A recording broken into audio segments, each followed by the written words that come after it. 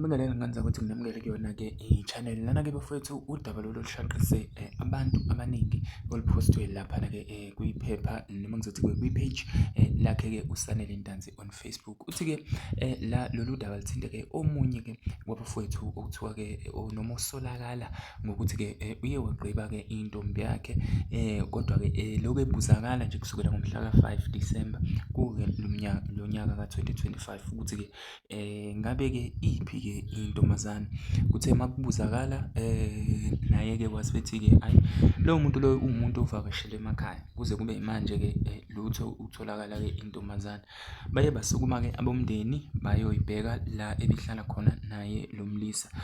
Okutholakale-ke nakhona ukuthi-ke cha, lo mlisa ngathi-ke kushuthi kwaba nokugejana okuba khona phakathi kwakhe nentombazane. Wayilimaza-ke kushuthi wagcina eseyigqiba endaweni-ke eseduzane noma-ke ngizothi phambi komnyango. Kubonakala-ke nje ngalokho kubonakala ngemkenke yayo-ke inhlabathi nephunga-ke kusho omunye-ke wabafowethu la ku-social media njengokumbhalo nje njengoba nibona lana.